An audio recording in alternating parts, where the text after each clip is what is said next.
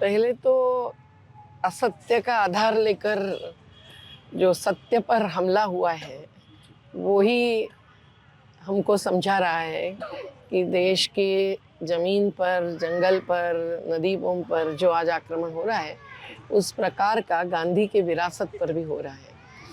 सर्व सेवा संघ के अध्यक्ष चंदन पाल जी, उत्तर प्रदेश के अध्यक्ष राम धीरज जी, छत्तीसगढ़ सर्वोदय मंडल के विविध बुजुर्ग साथी, आज ये सब लोग हम जानते हैं कि जो ज़मीन 1960-61 में ली गई थी और रेलवे की ज़मीन रेलवे मंत्रालय में जब लाल बहादुर शास्त्री जी खुद रेल मंत्री थे, उन्होंने सहमति देकर, संत विनोबा जी की इच्छा थी, जयप्रकाश जी की थी, कृपलानी जी की थी, राजेंद्र प्रसाद जी की थी कि एक गांधी के विरासत का एक केंद्र बन जाए, वो एक विचारधारा को गली गली तक पहुंचाने में कामयाब हो जाए।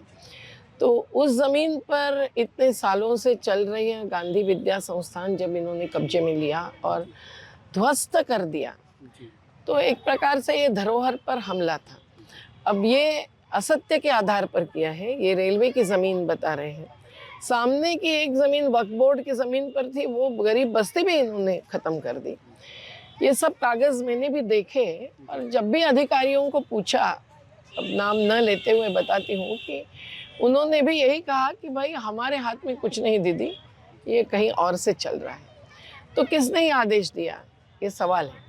और ये न्याय लेने के लिए आज सत्याग्रह चल रहा है कि वो ज़मीन सर्व सेवा संघ को वापस करनी चाहिए और जो भी ध्वस्त करने की कार्रवाई हुई है उसकी पूरी भरपाई भी होनी चाहिए।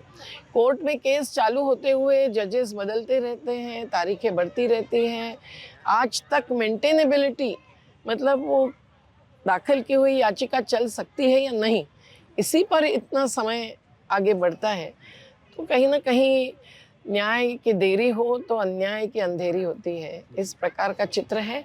तो ये सत्याग्रह 100 दिन का न्याय के दीप जलाने का एक प्रकार से उजागर कर रहा है ये अन्याय। और सरकार से अपेक्षा तो रही है, पर आजकल ये सब जगह हम देख रहे हैं कि संवादशीलता खत्म हुई है। अगर यहाँ सत्याग्रह पर इतने बुजुर्ग लोग जिन्होंने कभी न भ्रष्टाचार किया, न अत्याचार किया, न किसी पर अन्याय किया, वो बैठे हैं, तो सरकार का ये फर्ज नहीं बनता है कि संविधान ने जो अधिकार दिया है अहिंसक सत्याग्रह का, संघर्ष का, उसको मानते हुए वो बातचीत करने के लिए आए, संवाद करें। कलेक्टर हो या आयुक्त हो, कागजात देखकर तय करें अधिकार किसका था, किसका है आज भी, लेकिन ये नहीं हो रहा है। तो न संवेदना है, न संवादशीलता है।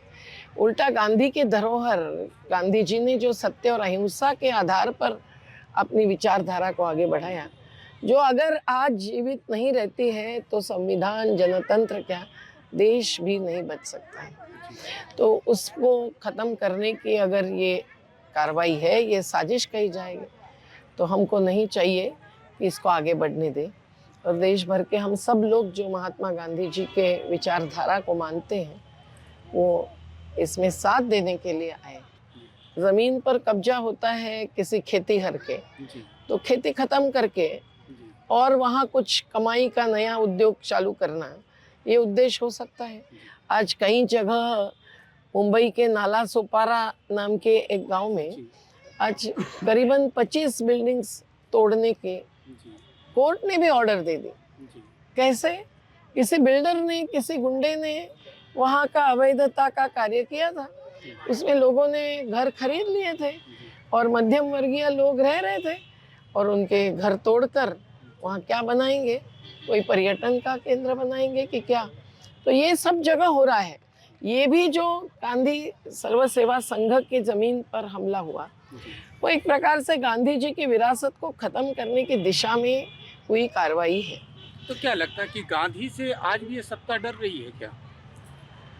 डर रही है इसलिए कि गांधी जी के मार्ग पर अगर चलेंगे तो जाति और धर्म के आधार पर वोट बैंक जो बनाते हैं वो नहीं बन पाएगी। लेकिन आज भी दुनिया में सबसे ज़्यादा जिनको मान्यता है वो गांधी जी है।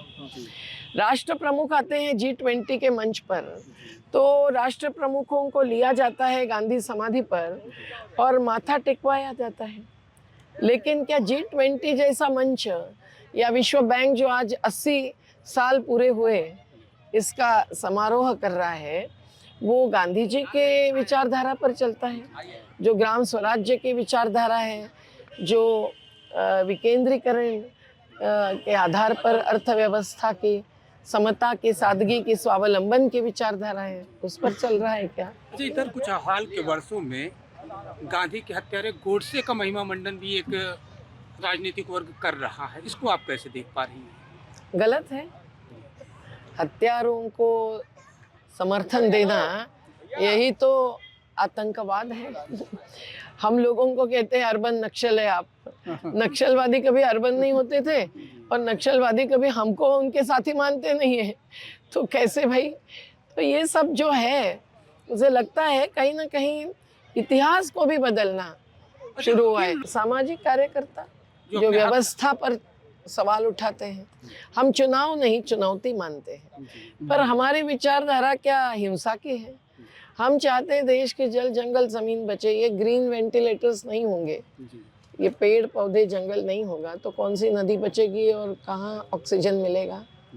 ये सभी मुद्दे विचारधारा के ही है। और ये अगर व्यवस्था के खिलाफ लगती है तो वो कोई ना कोई नाम देते हैं। एक अच्छा नाम भी दिया है हमें, आंदोलन जीवी, जिसको हम मानते हैं, हम उसका सम्मान करते हैं।